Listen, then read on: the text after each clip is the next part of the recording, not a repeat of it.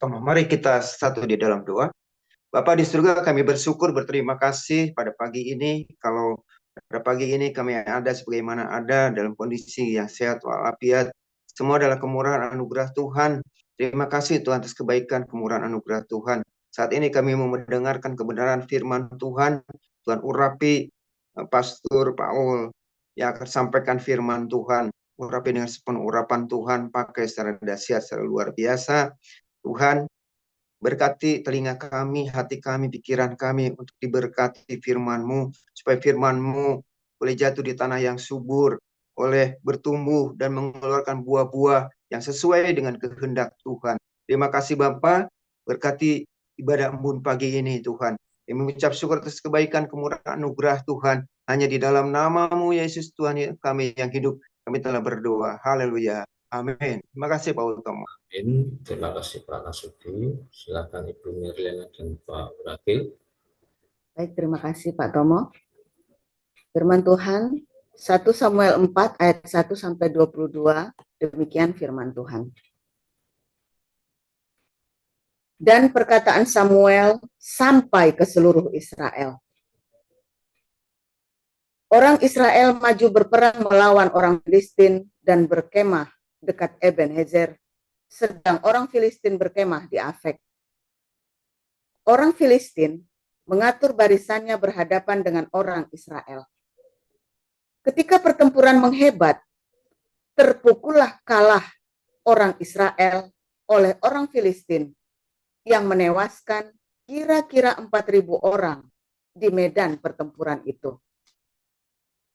Ketika tentara itu kembali ke perkemahan, berkatalah para tua-tua Israel,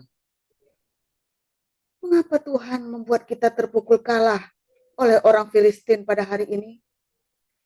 Marilah kita mengambil dari Silo tabut perjanjian Tuhan, supaya ia datang ke tengah-tengah kita dan melepaskan kita dari tangan musuh kita."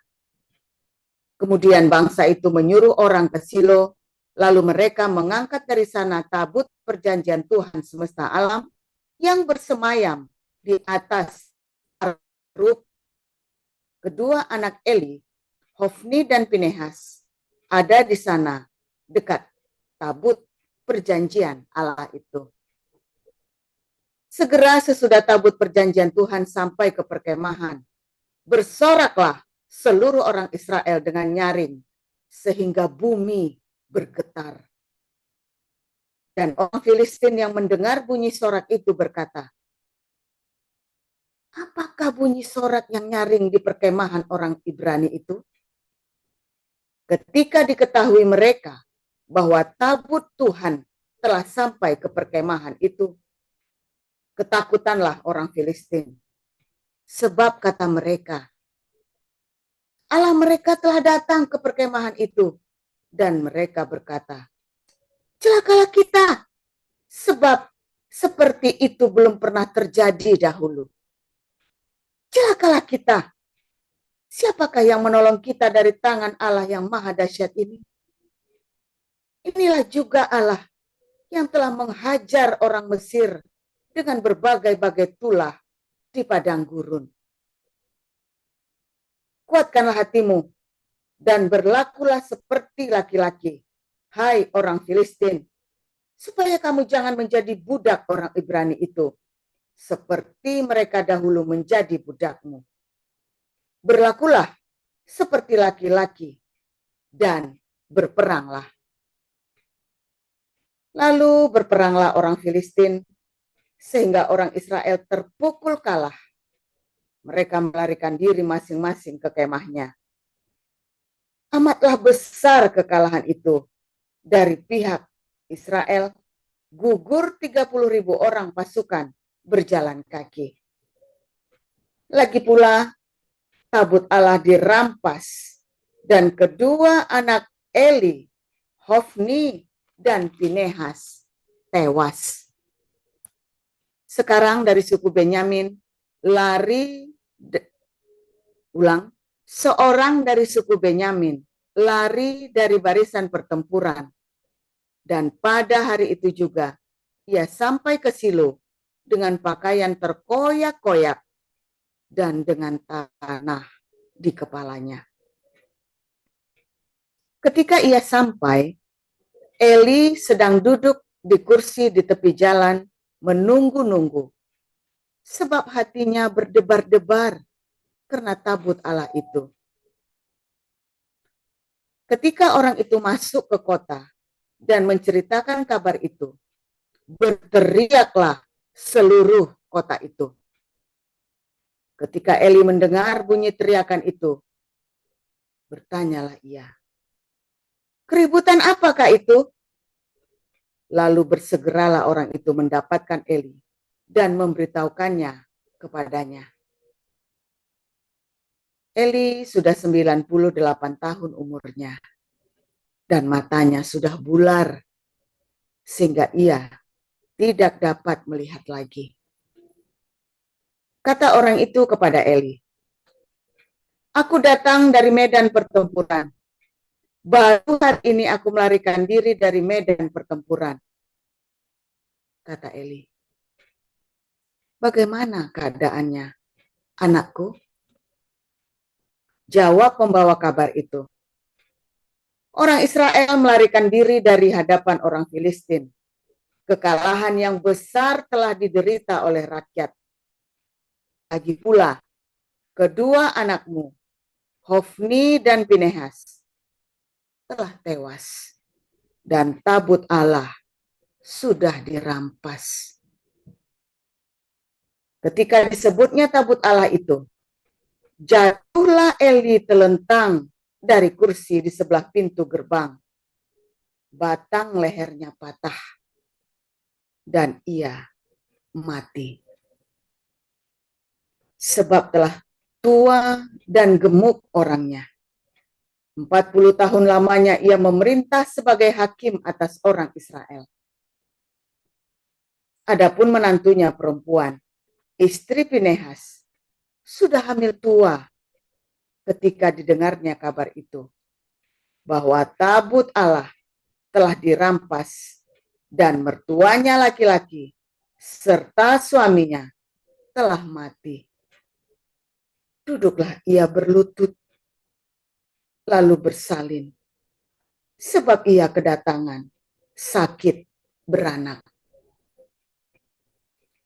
Ketika ia hampir mati, berkatalah perempuan-perempuan yang berdiri di dekatnya, "Janganlah takut, sebab engkau telah melahirkan seorang anak laki-laki." Tetapi ia tidak menjawab dan tidak memperhatikannya. Ia menamai anak itu Ikabod. Katanya, "Telah lenyap kemuliaan dari Israel, karena tabut Allah sudah dirampas, dan karena mertuanya dan suaminya." Katanya, "Telah lenyap kemuliaan dari Israel, sebab tabut Allah telah dirampas." Demikian. Ya, saya lanjutkan di Roma 3 ayat 1 sampai 31.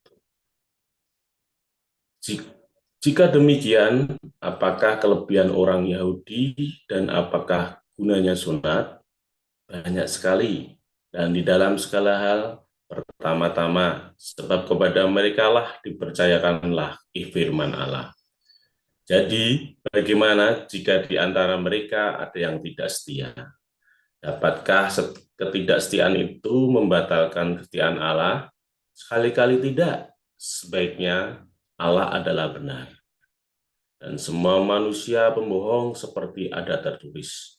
Supaya engkau ternyata benar dalam segala firman-Mu dan menang jika engkau dihakimi.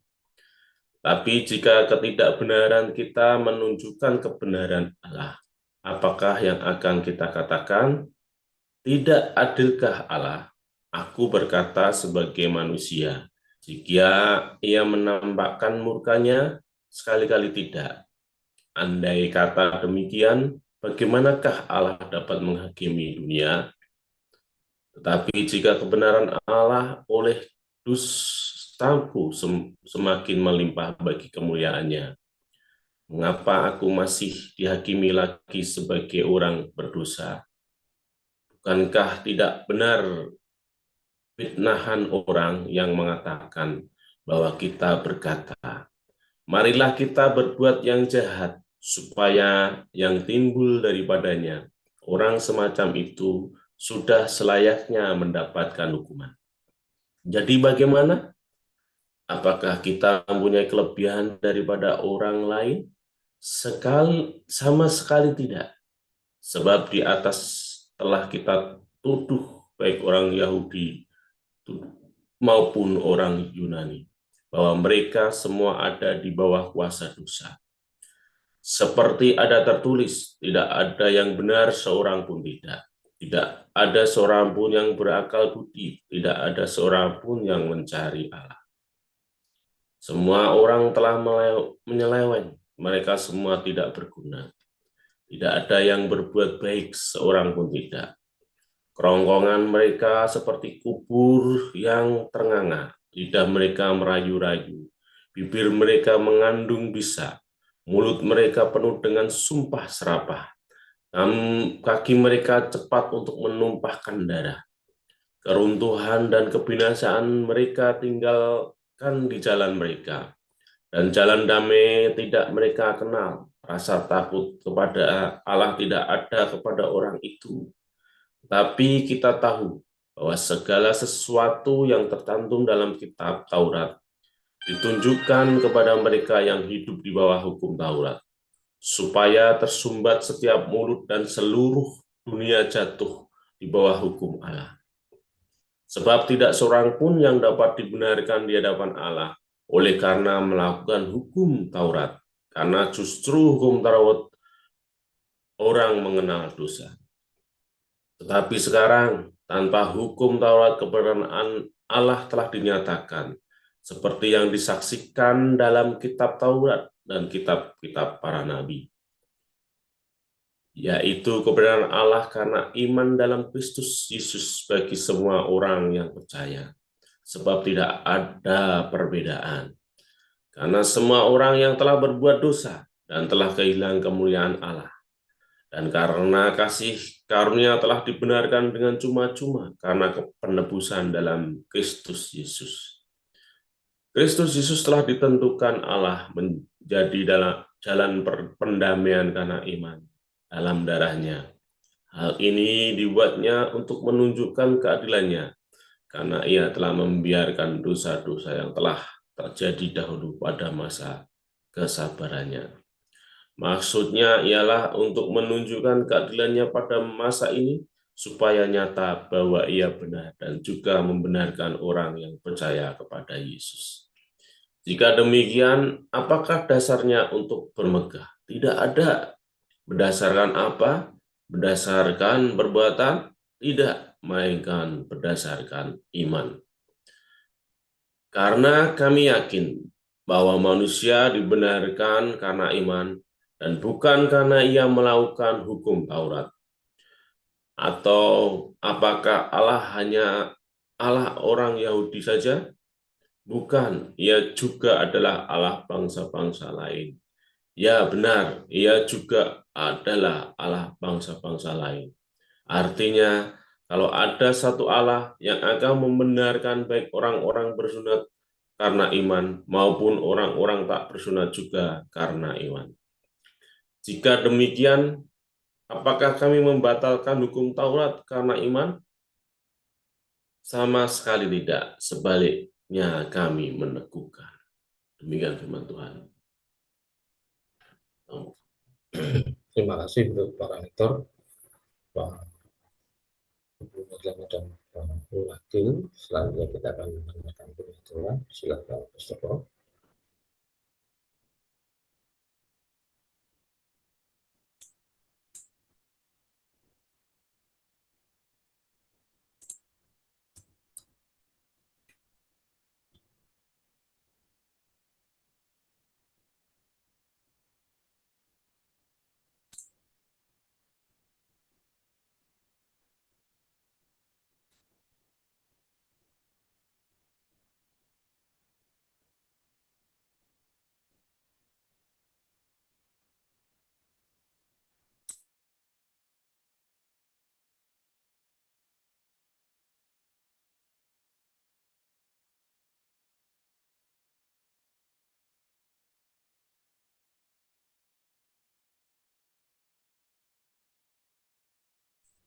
Mr. Paul.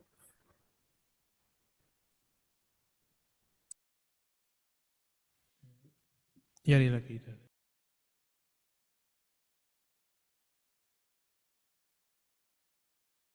Haleluya. Oke, bentar.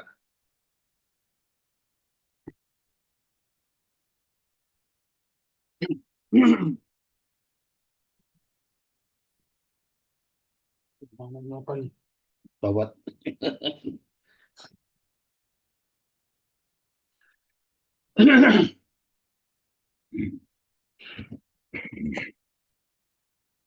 Haleluya, luar biasa. Eh, oh, oke, firman Tuhan selalu baru ketika kita menanti-nantikan Tuhan dengan penuh cinta, dengan penuh pengharapan. Dan jangan berhenti pengharapan itu ya. Tadi malam saya cerita dua hal ya. Bekal Anda menghadapi kedatangan Tuhan Yesus. Ya, yaitu daily bread. Ketika Anda berbagi daily bread, rotimu setiap hari, ya. Kedua, ketika Anda mengampuni seperti ketika kita mengampuni sehingga kita diampuni seperti halnya kita mengampuni sesama kita, ya. Dua hal ini harus dijaga, Saudara. Mengapa? Ya, karena dua hal inilah yang diambil dari iblis. Yaitu apa, Saudara? Makananmu sehari-hari, dan yang kedua adalah pengampunan. Itu adalah kasih secara jasmani dan secara rohani. Ya, dan itu diambil. Kita semua telah kehilangan ini, Saudara. Itulah kemuliaan Allah, ya. Itulah kemuliaan Allah, Saudara, di dalam hidup kita manusia. Apa yang menjadikan kita berbeda dengan binatang? Ya. Apa yang membuat kita berbeda dengan makhluk yang lain? Karena kita mempunyai apa, Saudara? Karena kita mempunyai akal budi untuk bisa mengasihi dan bisa mengampuni, ya, Saudara. Ya, kita punya akal budi untuk bisa mengasihi dan mengampuni, untuk menyatakan kasih dan membagi kasih itu kepada dunia ini. Ya, kita menyatakan cinta itu, Saudara. Karena hukum itu diberikan bukan kepada binatang, tapi kepada manusia. Torah itu yang di dalam tabut perjanjian, ya, yang merupakan sebuah perjanjian antara manusia dengan Tuhan, yang memiliki perjanjian itu bukan binatang, Saudara, tapi manusia, ya, adalah hukum cinta. Maka yang mempunyai perjanjian cinta dan wajib untuk menyebarkannya ke seluruh dunia, membagikannya kepada segala makhluk adalah manusia. Dan kita kehilangan kemuliaan Allah, ikabot. Yaitu apa, Saudara? Karena kita kehilangan berbagi dengan sesama, berbagi makanan kita dengan sesama, dan kedua, kita lupa mengampuni. Ya, simpel sekali, Saudara, kemuliaan Tuhan itu. Di dalam hidup kita, ketika sekaya apapun, kemarin hari Sabtu saya mengajar di Koinonia, ya, bagaimana kita, ya, dan saya sudah ngajar juga ya minggu lalu, ya, beberapa minggu yang lalu, ya, tentang kerajaan Allah, ya, bahwa Taman Eden itu sekarang, ya, Yesus berkata kepada penjahat di sebelahnya, ya, yang disalib bersama dengan Yesus, penjahat Roma, ya, dia adalah jihadis Yahudi, orang Zelot. Yesus berkata, pada hari ini juga kamu bersama dengan aku di Taman Firdaus. Hari ini, Saudara. Dalam Yohanes 3:18, hari ini juga, ya, kalau kamu tidak menerima Yesus Kristus, maka kamu di bawah penghukuman. Hari ini, Saudara. Mengapa kamu di bawah penghukuman? Karena ketika kamu tidak mau berbagi dan ketika kamu tidak mau mengampuni, kamu itu sudah dihukum. Beban hidupmu, ya, keserakahanmu itu adalah hukuman bagimu, ya. Keserakahan hidupmu dan segala otak yang isinya mau untukku dan untukku, ketamakanmu, beda ya, tamak dengan serakah ya. Dan segala pencarianmu akan dunia, maka itu yang akan menjadi hukuman bagimu, saudara. Iya kan? Kamu jadi khawatir kan? Kamu jadi nggak bisa berbagi. Kamu takut kurang. Ya, takut kurang. Ya, kemarahanmu, kebencianmu, ya, itulah hukuman bagimu. Berbagai penyakit karena kamu tidak makan kebanyakan. Berbagai penyakit juga disebabkan karena kamu tidak mau mengampuni, saudara. Ya kan? Sehingga itulah nerakamu. Itulah Hades. Kamu sudah di Hades. Kalau di Hades kan neraka sementara. Kamu masih bisa pindah kalau kamu masih ada di dalam tubuhmu ini. Kamu masih bisa memutuskan segera pindah.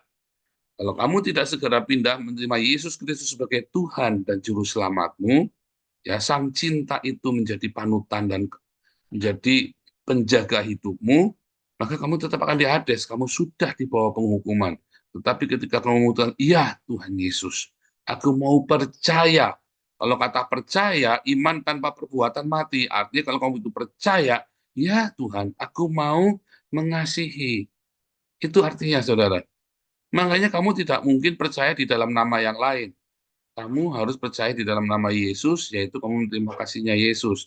Ya Tuhan, aku mau percaya. Artinya, ya Tuhan, aku mau mengasihi sama seperti Engkau mengasihi.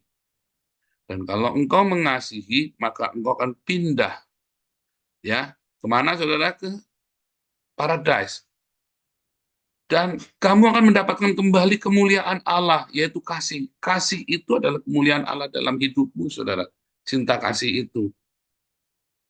Kalau kamu tidak punya cinta kasih dalam hidupmu, maka kamu nggak punya kemuliaan Allah. Mau kamu hidupnya dikjaya, punya power, punya politik, punya duit, punya apa segala macam, mau gerejamu gede, kamu tidak punya cinta, kamu tidak punya kemuliaan Allah. Simple sekali.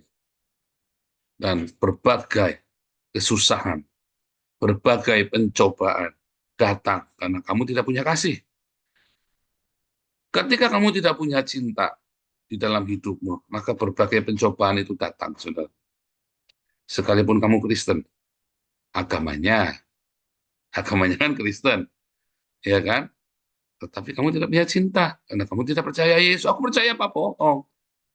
Kalau kamu percaya, pasti kamu berbagi. Kalau kamu percaya, pasti kamu mengampuni. Apa sih yang membuat kamu nggak bisa mengampuni? Karena kamu sebetulnya tidak percaya. Karena sebetulnya kamu masih menikmati dosa-dosa itu, saudara. Hawa nafsu yang tidak bisa kamu kendalikan itu. Kamu menikmati kan, sejujurnya kan. Makanya kamu tidak mau memilih Sang Cinta. Karena kamu nikmat dengan hawa nafsu. Sampai hawa nafsumu itu akan menjeratmu, saudara, menjerat lehermu, dan kamu nggak bisa napas. Ya kan? Ketika kamu bekerja, ya, dengan serakah, ya kan? Kamu markup harga, itu namanya serakah tuh ya, sebenarnya markup harga, ya, kamu kerja banting tulang siang malam, ya kan? Kamu korupsi dengan segala keserakahanmu, saudara. Akhirnya kamu di penjara, akhirnya kamu mengalami masalah-masalah hukum. Kamu melanggar hukum. Oh, enggak apa-apa, yang penting saya tidak merugikan orang lain, tapi ada hukum yang kamu langgar. Ya, kamu ada aturan yang tidak kamu ikutin. Ya, kalau ikut aturan nggak bisa, ya cukupkanlah dirimu dengan apa yang ada. Karena dari sorga lah berkat itu. Jangan kamu langgar aturan-aturannya itu, saudara.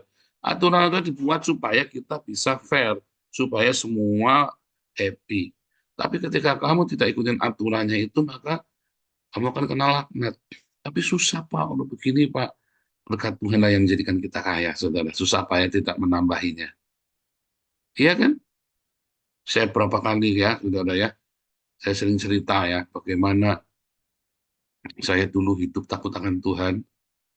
Ya, dalam ketidakbisaan saya, Tuhan selalu mampukan saya. Tetapi ketika saya mulai melanggar aturan-aturan manusia, aturan-aturan hukum yang berlaku, dan aturannya Tuhan, maka bahkan di dalam kebisaannya saya gagal. Dalam kebisaannya saya gagal. Dan kemudian saya mulai marah. Saya menyalahkan orang lain. Oh, gara-gara orang ini, gara-gara orang itu, gara-gara ini. Sampai saya sadar itu gara-gara saya sendiri. Kalau Anda saat ini masih dikasih kesempatan buat nafas, nggak mati, artinya kamu dikasih kesempatan buat introspeksi, dan kamu segera bertobat. Sebelum jerat itu datang padamu dan kamu nggak bisa bertobat. Ketika saya dikasih penglihatan tentang hidup saya itu ya, saya bersyukur saya ngelihatnya sekarang, saudara. Sehingga saya tidak bisa berkelit, ya kan? Saya menyadari bahwa itu semua gara-gara saya. Saya sial gara-gara saya sendiri, bukan gara-gara orang lain. Orang lain itu hanya sarana untuk bikin saya sial. Tapi saya sial gara-gara keputusan-keputusan saya sendiri, gara-gara saya greedy, ya. Gara-gara saya tidak punya cinta, ya. Ketika saya stop untuk menyalahkan orang lain, saya mulai mengampuni, Tuhan pulihkan cepat sekali ya, karena saya nurut ya, cepat sekali. Saya sadar, saya langsung nurut. Lah Anda nggak sadar-sadar, makanya Anda sudah 3 tahun lebih masuk dalam pencobaan nggak lepas-lepas, ya kan? Nanti sudah nggak punya uang, tambah sakit lagi, tambah ini lagi, tambah itu lagi, nggak kelar ya. Kenapa saudara? Karena ada greediness di dalam hidupmu, ada ketamakan, karena kamu ada kemarahan, ada dendam, ya kan? Kamu tidak mencukupkan diri, tidak mau bersahaja. Kamu ingin lebih. Harusnya kamu sehat sekarang, dan ucap syukur. Karena kamu nggak ngucap syukur, maka setan tambahi dengan kesusahan, dengan penyakit. Udah melarat, tambah penyakit lagi. Tambahi lagi sama setan, saudara. Sekarang kamu nggak mengucap syukur. Ucap syukur kamu sehat, kamu bangun tidur masih bisa lari. Kerja. Kerja, saudara. Jangan di rumah terus, tambahi sakit nanti sama setan, saudara. Sama setan tambahi sakit. Kamu ketika bangun tidur, ucapan syukur. Terima kasih Tuhan baik. Maka setan itu jauh dari kamu, saudara. Walaupun kamu nggak punya uang, walaupun pas-pasan hidupmu. Bangun tidur, aduh Tuhan. Terima kasih Tuhan. Selama 4 tahun ya, saudara ya, saya di Belanda.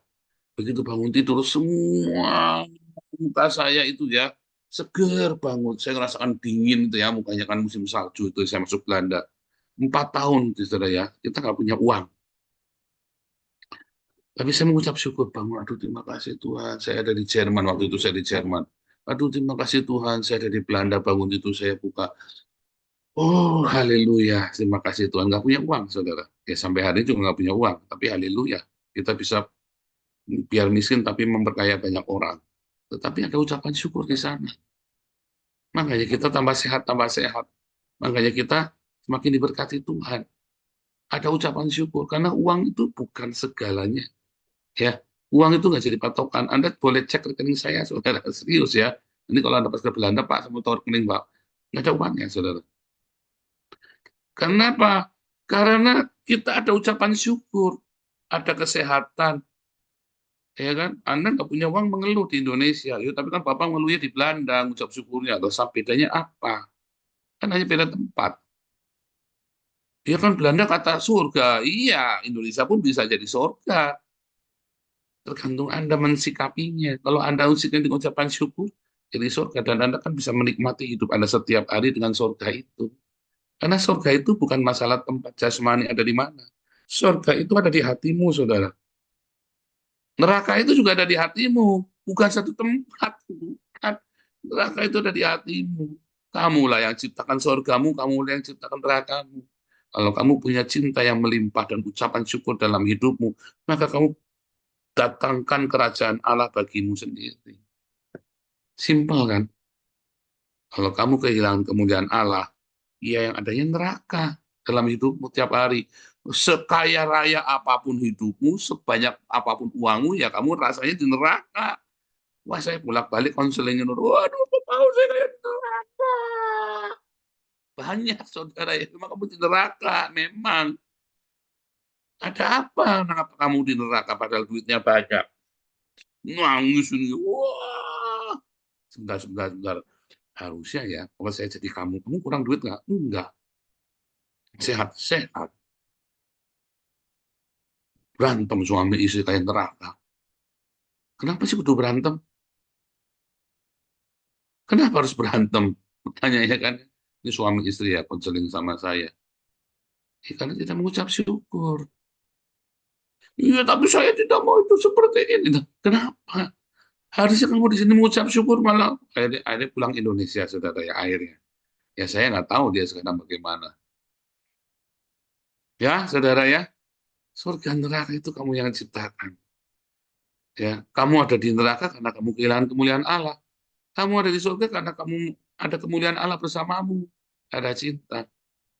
Kamu yang udah miskin, sakit-sakitan, tambah lagi timbilan, tambah lagi ambeien, tambah lagi sumpet ndas ya saudara ya, dikensisan, ya kan? Nah, ada apa? Coba ngucap syukur. Coba mulai setiap bangun pagi. Kamu nggak nurut sih diomongin praktek ya, praktek. Setiap pagi bangun, lilir bilang Yesus engkau baik, sungguh baik. Begitu bangun lilir, kamu bilang terima kasih Yesus. Itu saudara, terus Anda bangun, terima kasih Tuhan. Coba deh suami istri begitu. Coba, kamu harus coba. Kamu nggak mau praktek sih, badal sih. Makanya kamu 3 tahun nggak lolos kere terus, penyakitan terus, saudara ya. Bahkan kamu punya duit saja, kamu ruwet terus hidupnya. Coba deh kamu lakukan seperti yang saya ngomong. Kamu akan bahagia. Ada kemuliaan Allah bersamamu. Tuhan Yesus memberkati.